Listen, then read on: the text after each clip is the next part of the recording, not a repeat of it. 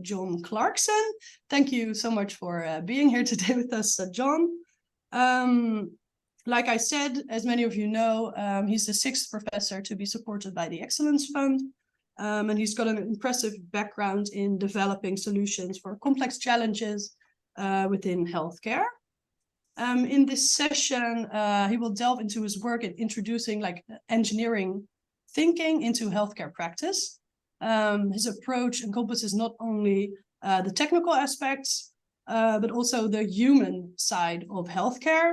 And he will also discuss his efforts to bring engineering and policy closer together for a better healthcare system. And he will emphasize the importance of collaboration between policymakers and engineers. He is a professor of healthcare systems at TU Delft at the Faculty of Industrial Design. But today he's joining us from Cambridge, where he is a professor of engineering design. So John, welcome, and the floor is yours. Thank you very much. I will endeavor to share the appropriate screen, which I think should be this one. Yes. Brilliant. So you can see everything. So what I thought I'd do is to focus around the toolkit I've been developing and bringing it over to Delft, called Improving Improvement, and give a bit of the history as to not just where it's come from in the recent years, but where it's really come from over the course of my career. So you'll get to know a little bit more about me and how I've ended up working in Delft and Cambridge. And right at the end, I'll talk about my aspirations for the future, both in the work we do in the UK and with yourselves in Delft. And so thank you very much for inviting me to speak here this afternoon. And thank you to the Excellence Fund to allow me to be here in the longer term. So in terms of where I came from, I went to a music school in the southwest of the UK. It's 1,100 years old, I think, school now. And what it really triggered in me was real interest in math and music. And armed with that, I guess there was only one place I was going to go, and that was probably into engineering. So I went to work in my first job for the English Electric Valve Company. And these are some of the things I worked on. On the left-hand side, you have a camera tube, which they use in studio cameras. And on the right-hand side, something called a klystron, which is about 1.5 meters high and used in broadcasting. And these are electrical devices, but they have an exquisite mechanical architecture. And so when I look back, I guess this was the first point I started thinking about systems, or being made aware of the importance of thinking about systems. I then went to Trinity Hall in Cambridge to study engineering, and did 2 years of general engineering and 1 year of electrical sciences. And I stayed on to do a PhD, and I studied these motors, stepping motors. And the particular thing I was interested in is on the right-hand side of the curve shown there, that there's a part where the motor doesn't really operate. So I did a very geeky thing and spent 18 months developing just one equation, so the lower equation on that slide, to try and understand why those motors didn't work effectively. And to put that in graphical form, the top equation is shown here on the left, and that talks about the performance of the motor, what torque it can produce. And the thick green line is where it should operate. And on the right hand, you see the equation I developed. And where that number gets big enough in its negative form, the motor goes unstable. So where the green line crosses the red bit, it goes unstable. And what I'd figured out, and nobody'd seen before, is that the electrical properties of the motor and its drive created negative damping. And if that negative damping was greater than mechanical damping, the system went unstable. So again, I guess I found out the hard way that it's all about systems. It's how things connect together. I then went to work for PA Consulting Group in their technology division just south of Cambridge. And to highlight just 3 projects, one of my favorites was developing and delivering and writing the software for the control system for automatic fire training for the Royal Navy. So this is real flames under computer control to assist their fire training. I also worked on the project to put draft beer in a can, widget beer. And another thing I worked on was the discus inhaler, and trying to put a computer inside that inhaler so we could log when it was used for clinical trials. And I think through all of that early formative time, what I really learned was that engineering is about two questions. How can we do it better? And what could possibly go wrong?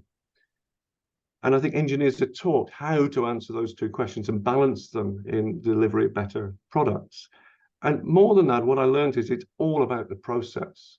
It's the way in which you tackle answering those questions that really matters and really determines the quality of what comes out. I then went back to Cambridge as an academic, and my focus was really all about the design process. And I've worked in many technical engineering areas, but often product areas too. So I'm going to highlight two key areas I worked in and how that led to the Improving Improvement Toolkit. So to take the left-hand question, how can we do it better? For over 20 years, we've worked with the Royal College of Art on inclusive design, trying to understand the mechanics of that process and how you make it better. And you might be delighted by the Jaguar F-Type as an extraordinary vehicle, and the performance is just off the scale. I'd be equally delighted by this jam jar and the design of the lid, where the ring is separate from the cap, which makes it genuinely easy to open, exactly what it says on the lid, and can be manufactured and assembled on the same plant. And we looked at inclusive design, and looking at the data describing people, you realize very, very early on that it's just simply normal to be different.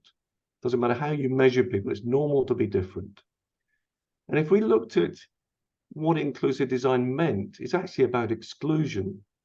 And so if we look at the number of people who may be excluded from a product, what it's really about is that every product or service that we engage with makes demands on us, whether it be that we have to be able to read things or understand things or do things. And if that demand goes beyond our current capability, then we'll be excluded from using that product. And then if we look at examples, that the Ferrari Enzo 2 is an inclusive design. It was deliberately designed with accessibility in mind. So those gull wing doors, when they open, half the roof comes away as well as half the floor, simply for accessibility, because they realized the average age of their driver was 56, and therefore many above that. And then I particularly like this example from Roberts, who deliver radios, and the one on the left is the old-fashioned analog radio. And everybody of a certain age knows that the radio is a mechanical device. You twiddle the knob on the right-hand side, and it's connected to a piece of string, and it moves a pointer backwards and forwards. Whenever the pointer stops is the station you play. And a bit of the magic that Roberts then brought to the digital version on the right is you do the same thing. You twiddle the knob on the right, and the name of the station then scrolls up and down on the screen. And we know through trials that everybody of a certain age can use the analog radio. And the vast majority could use this particular digital one because their mental model was the same. But we learned a lot more than that. When we looked at the number of products, we realized that the obvious, really, that when people are excluded, the reasons for that cause difficulty for other people and frustration for yet more people. So when you look at why people are excluded, you look at the boundary cases and try and fix those, you're making life better for people who have that difficulty or frustration. So inclusive design is simply better design. So we've gone on to develop a whole range of tools to assist in that process, ranging from simulators, so you can gain some degree of empathy with the users, and we calibrate the glasses to the population, so we can do calibrated vision tests. We have a calculator, so we can estimate why people will be excluded and how many people in a population might be excluded from using a product. And typically what we do at the end of this is we develop a simple process model to help people do that form of design. So our inclusive design model was explore, create, evaluate. What are the needs? How can the needs be met? And how well are the needs met? And we've applied that with multiple companies within the UK, across Europe and beyond. So, for example, we worked with Nestlé to help them improve their packaging design, and they now have an inclusive team within their international group. More recently, we've worked with Unilever, looking at the hero images, the images you use for online shopping. And here you see on the left-hand side the original image, which was typically a mimic of the actual product. And on the right-hand side, an image stylized to help you identify the product, what it is and what size it is. And these are now written into the international standards. And we know from data from Unilever that the companies that use these improved images increase their sales by a significant amount, because people find their product and they know which one they're buying. So we've done many other things in inclusive design, but it's really about saying, well, how do we do things better? On the other side, looking at what could possibly go wrong, I could illustrate that by work we started probably 15 years ago in healthcare design, and we were commissioned by the chief medical officer in the UK to look at how we might design for patient safety. And the report was produced to look like a blood bag. And I can just give you a quick snapshot of this. It was a system-wide design-led approach to tackle patient safety in the NHS. And it contained lots of pictures that had their own stories. So human beings make mistakes because the systems and processes they work in are poorly designed. Or too many healthcare solutions have been designed based on a paucity of knowledge of the system into which they will be placed or the needs of the people who will use them. So we put forward this proposition for a systems approach, and we've done a lot of work subsequently on managing risk in healthcare design. And another toolkit, another cycle, examine, assess, improve, what is going on, what could go wrong, what can we do about it? And we've been applying that the last decade across various healthcare trusts and organizations in the UK. And so that was more the, how do we find out what's going on, what do we do about it side of it?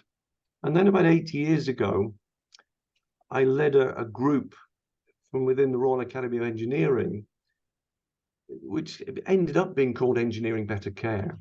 And the exam question was to say, well, we want to work with the health and care professions to explore how engineers can add to current understanding and practice of systems engineering in quality improvement and healthcare design.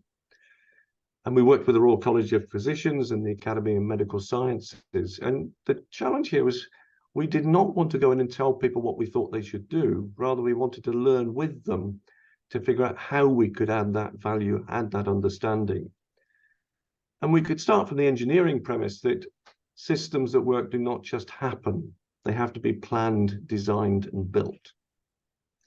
And that's a little bit interesting and challenging in the context of healthcare, where things tend to evolve. But yet the principle, I think, is a good one. We can then reach for the classic systems engineering V model. And that particular picture is probably 30 years in the making. It's an extraordinary picture that really does capture the nuance of what systems engineering is all about. But it's utterly unintelligible unless you spend some years grappling with it to really get the best out of it. So we couldn't use that as a basis for discussion. And we backed off and said, well, there are perspectives we could take on a systems approach to do with systems design, risk, and people. And what I'll show you now is just one or two of the images we put forward in a series of workshops to explore each of those areas with healthcare professionals to say, well, what is the language of that perspective? So the first one was on systems. And when you talk to healthcare professionals about systems, and particularly systems of systems, they absolutely get it. Because the human body has the waterproofing system, the plumbing systems, the neurological systems. And of course, the performance of the whole is far greater than the sum of the parts. But if one of those systems misbehaves or you have a traumatic injury to a part of the body, it does compromise the performance. But to look at it in quite a different way, you may have the patient go and see their general practitioner with some sort of challenge. And the doctor may look at the formulary or the online systems and come up with some form of prescription that the patient then takes to the pharmacy, who have their own delivery and dispensing system. And they get the medication marked up with the right dose to take at a particular time. And the patient then takes that home and puts it within their own system. And if all those bits work well, including the patient part and the pharmaceutical discovery and the manufacturing parts and the software bits all work well, we should be able to ensure that the patient takes the right medication in the right dose at the right time.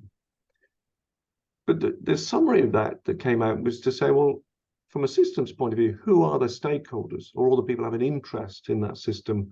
What are the elements or the parts of the system that are important? And when put together, how does the system perform? So that just the systems perspective on a systems approach.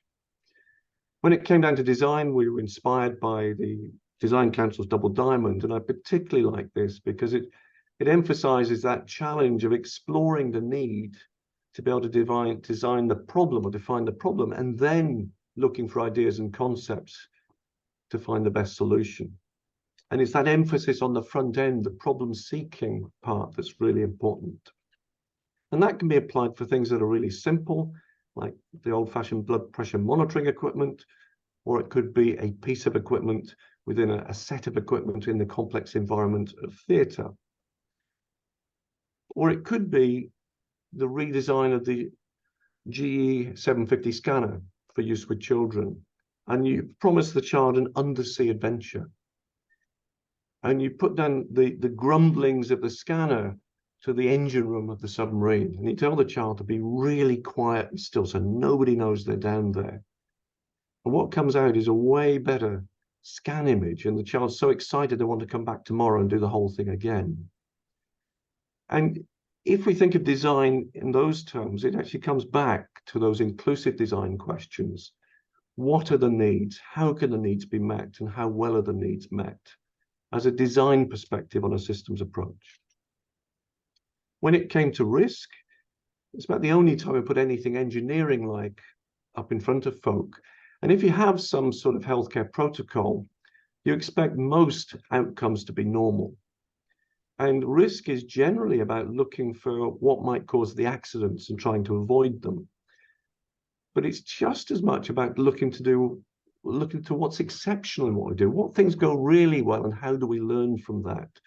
So risk is really about shifting that distribution to the right. And we can apply engineering techniques to looking at healthcare challenges. We've observed this central line insertion process at length up in our local hospital. And I can tell you that if you disturb the operator here at a particular point in the cycle, that wire that they're about to grab, they may forget whether it's in or out of the patient. And it generally doesn't kill people, but it's really inconvenient to go back in after surgery to find the wire. Now, you can apply those same ways of thinking to something completely different, like a shift change on a ward. What could possibly go wrong? The other thing we also have to think about is that people genuinely make mistakes. So this is Lewis Hamilton, Malaysia 2013. He's just switched from driving with McLaren to drive with Mercedes. He comes into the pit, first stop of the race, and he stops at the McLaren pit crew, who just quietly wave him on down the pit lane to the Mercedes crew. So people make genuine mistakes. And how do we design the systems to accommodate that? And the question, it might be no surprise by now, it comes from the risk side of what we did before. What is going on? And now this duality of what could go wrong, what do we do well, and then how do we make it better? And you can see some overlap now already with the systems perspective and the design perspective. And then when it comes to the people side, again, inspired by the inclusive design work and looking at diversity, not only in the patient population, but the provider population as well. We've sort of learned from observing the world around us that if somebody has arthritis and is struggling to open a jam jar, why do we give them medication in child-resistant containers? And that picture I showed you before, now in the morning without your glasses on, and we conspire to make everything look the same. One of those medications you must take weekly. All the others you take daily. And if you take the weekly one daily, you die horribly. And then there's language. Is it clear, consistent, concise? Is it appropriate? for the patient or the carer to understand what is going on. And we can take a slightly broader policy view as well. And the questions that would come out would be, well, who will use the system? Where is the system? And what affects the system? So this is what came out of the series of workshops. And a systems approach really is a bit like the juggler, that the performance is really only complete if you can keep all the balls in the air, that it is about people, systems, design, and risk. And if I pull those questions together and take out a few that overlap, they form a natural cycle. And the questions on the right-hand side are predominantly about problem seeking, and those on the left-hand side, problem solving. And we packaged that up as a very simple statement of what we thought a systems approach was. It became called Engineering Better Care and was published by the Royal Academy of Engineering. It landed extraordinarily well, and it surprised us how well it landed with engineers, with healthcare providers. It's actually transformed the way the Academy present themselves now. And the whole of their policy division now is very much systems aware. And we have an engineering better policy framework in place in the Academy. And they're now the go-to place from government if you want to understand systems approaches to improvement in healthcare or policy. So that one piece of work has had a dramatic impact with the local academy. Now, I took that work then back to my own department and say, well, I want to take what is a description of a systems approach and make it into something more pragmatic. And so translate it and sort of have more substance, more of a toolkit. And what we learned by working with people is that we really needed some description of process to help them really know what to hang the questions of. So that's what we provided. You need to understand the context, define the problem, develop the solution, collect the evidence, underpinned by making the case for change, managing the plan for change, and above anything else, agreeing the scope of the thing you're trying to do. And we can overlay that on a standard improvement process where you're trying to go from the current performance to something measurably better. And that means you do need to know what you're doing now, how you're performing now, what you should be measuring, maybe how you could improve. So we brought those questions together and added them to the cycle. And the ones in red there are the ones that originally came from the inclusive design work. And it still has that natural cycle. The right-hand side is still very much about problem seeking, the rest problem solving. And we started overlaying that on the hexagon model, and people found this particularly useful to start to understand, what do I ask when? And what surprised us, because I hadn't really looked for it, is that the majority of the questions are on the left upper side. They are about defining or understanding the context and defining the problem. And in retrospect, there's no surprise that if you help people set off in the right direction with the right problem, they're far more likely to come up with a better solution. And the particular tools and techniques of defining the solution are often better owned by the people who own the problem. And the danger is they head off in the wrong direction, solving the right thing quite competently, but not really solving the thing at all. So we also then defined, and you'll be very familiar to the teams in Delft, various cards to prompt people about different stakeholders, to help remind them about different tools and techniques and language. We revisit particular techniques to emphasize, like stakeholder mapping.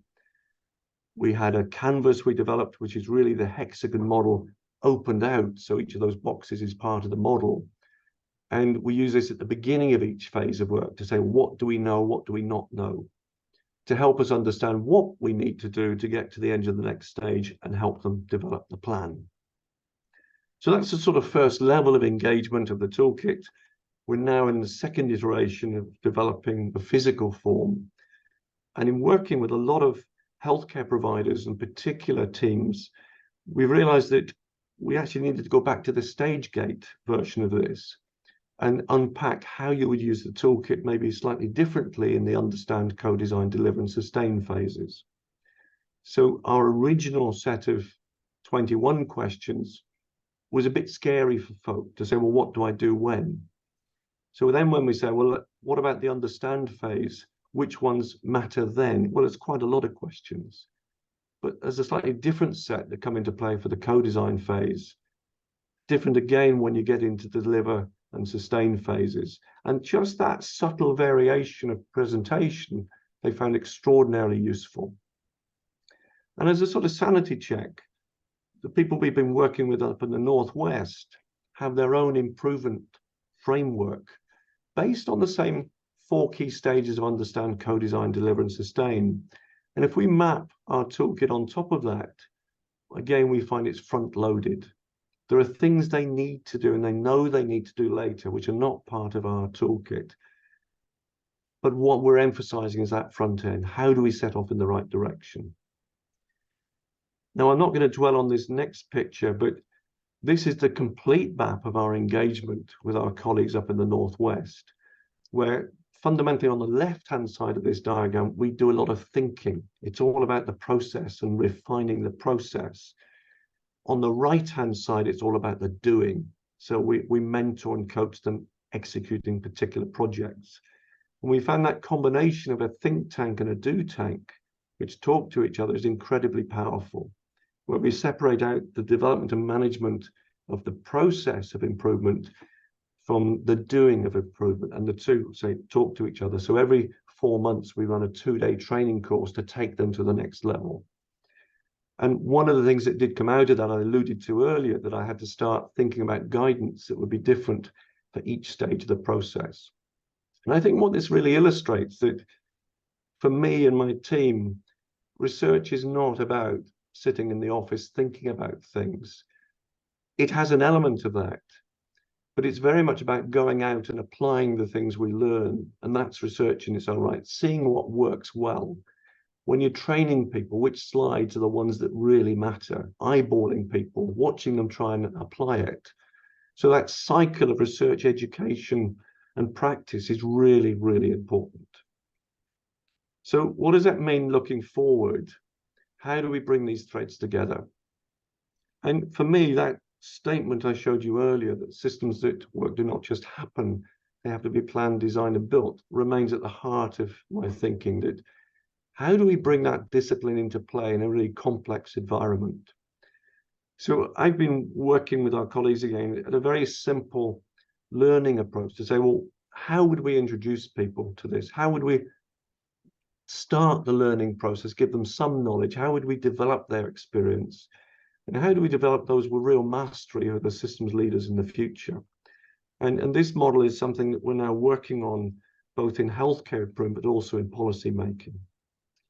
So again, if we look at the ideas of impact, research, education, what are we doing going forward? So impact, first and foremost, we're working with the hospitals around the UK at very specific challenges and saying, well, how do we take a systems approach to a clinical problem? For example, the flow of patients through elective care. How does the systems approach help improve that process? How do you redesign the way you interact with the patient and the general practitioners?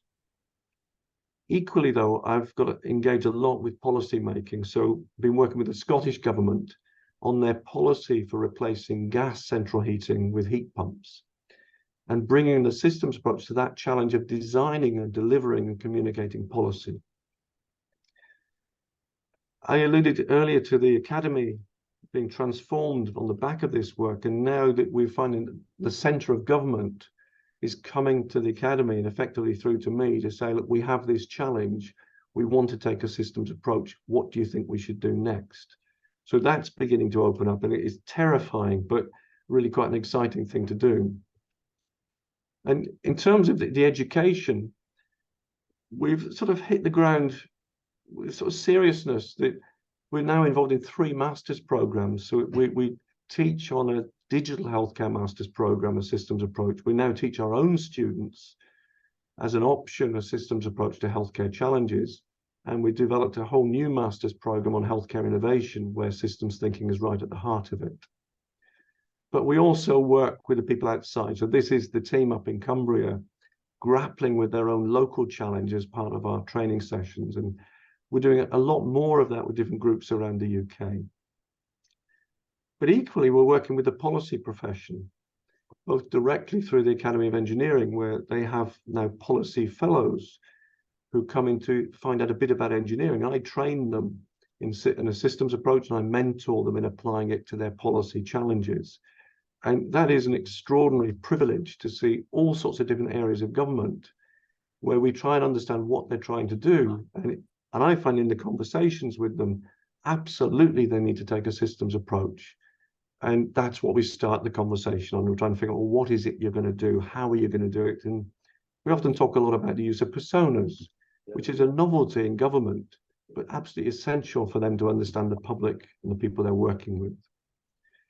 Some things go at a slightly slower pace, so the research takes a longer time frame, and we're doing a lot of work in our local hospital, trying to look at how we improve various forms of care, from to primary care through mental health care into acute trusts.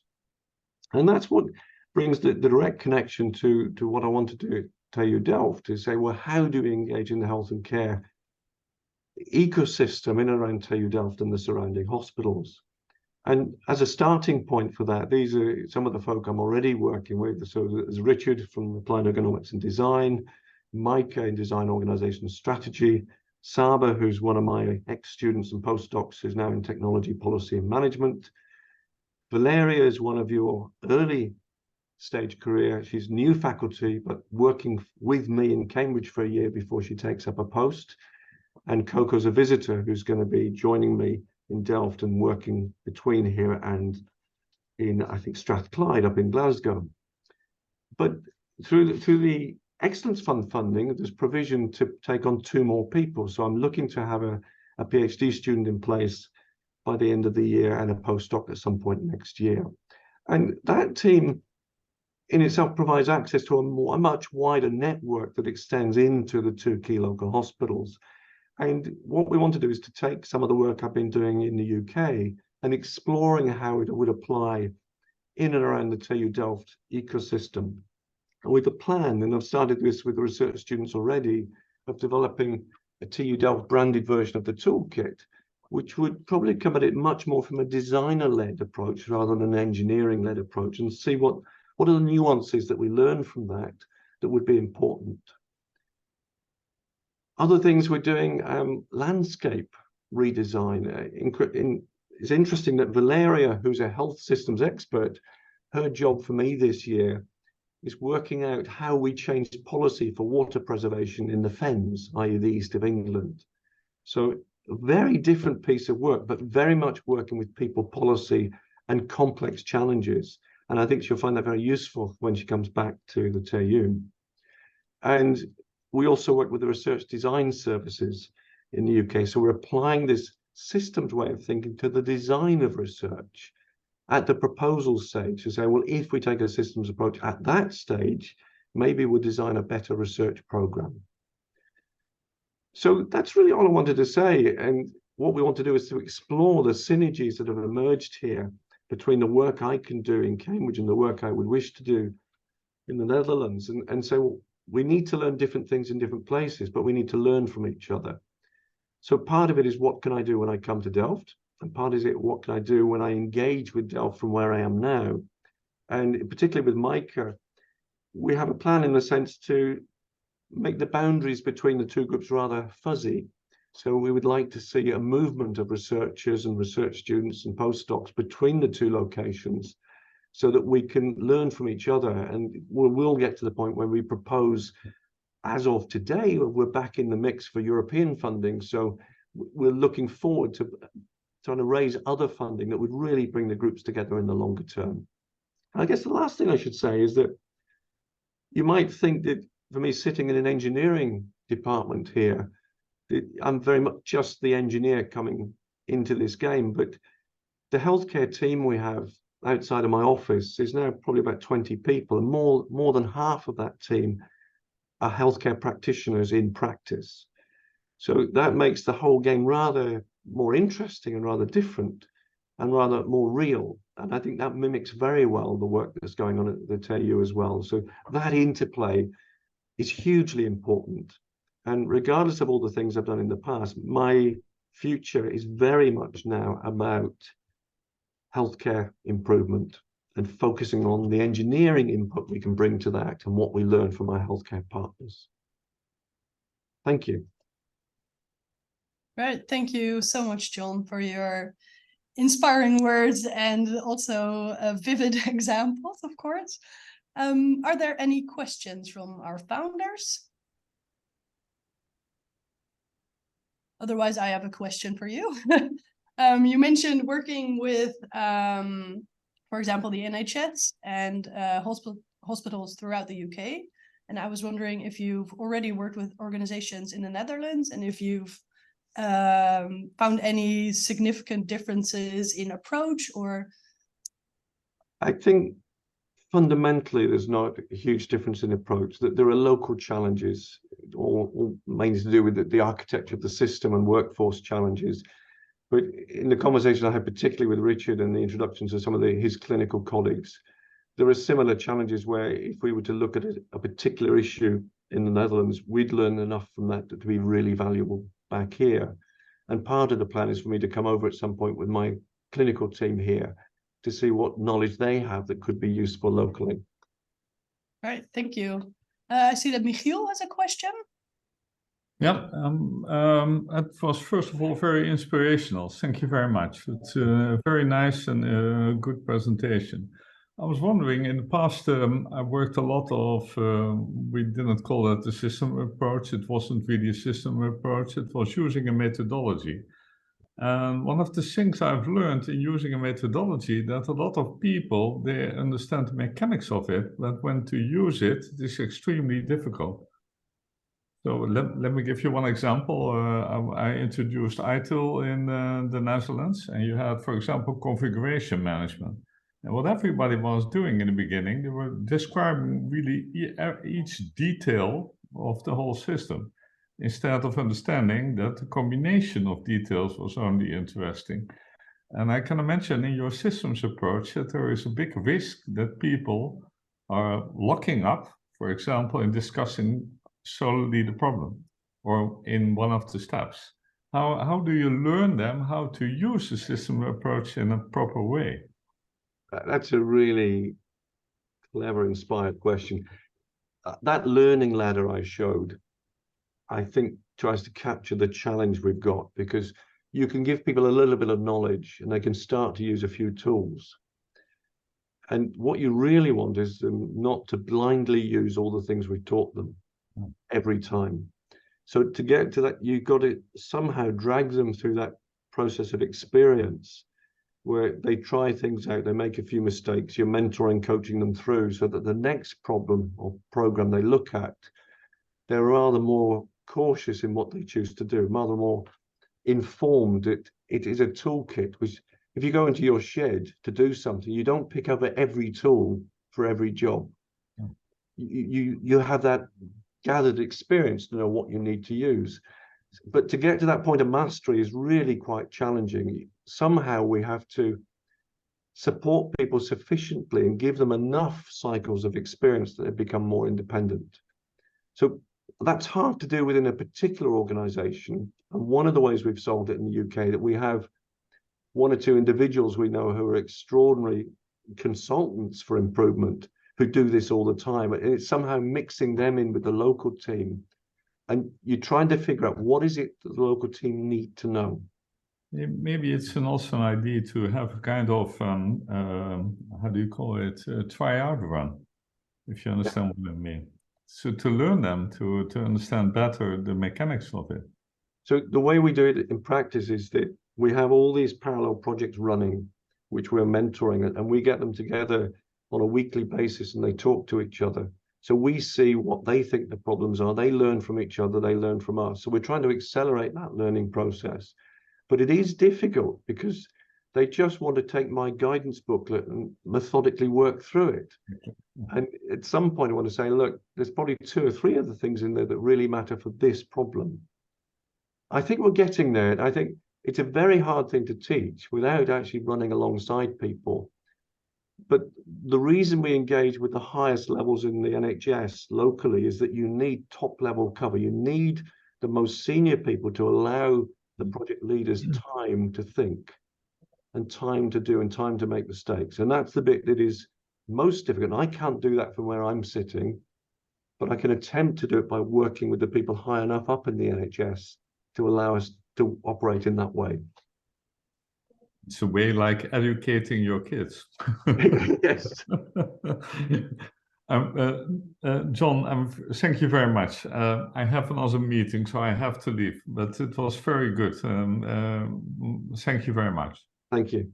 Thank Goodbye. you for your question. Are there any other questions? One last one, perhaps. All right. If there are no more questions, I thought it really useful. Thank you. Thank you. Thank you, Floris. If there are no more questions, I want to thank you again, John. And I'm sure I speak on behalf of all of us here that we're very proud to support you as one of our Excellence Fund scientists. So thank you so much. I will now switch back to Dutch for some final remarks. Founders, heel erg bedankt voor jullie aanwezigheid vandaag. Ik denk te merken dat jullie allemaal geïnspireerd zijn geraakt. Nog even de aandacht voor 2 agendapunten. Op 12 oktober vindt de opening van het Glaslab plaats met James O'Callaghan. Tevens ook gesteund door het Excellence Fund. En ook het lab wordt gefinancierd met steun van het Excellence Fund. Hij zal hier vertellen, hij zal alles gaan vertellen over het lab en ook de decaan zal spreken. Volgende week ontvangen jullie een officiële uitnodiging en ik hoop jullie daar natuurlijk allemaal te zien. En dan op 30 november hebben we een wervingslunch voor het Excellence Fund, waar de rector magnificus Tim van der Hagen mensen zal ontvangen. En ik wil jullie graag vragen om na te denken of er in jullie netwerk nog mensen zijn die we daarvoor zouden kunnen uitnodigen. Nou, dan wil ik het hierbij laten en dan ga ik jullie van het lekkere weer laten genieten. Dus fijne middag nog, fijne avond.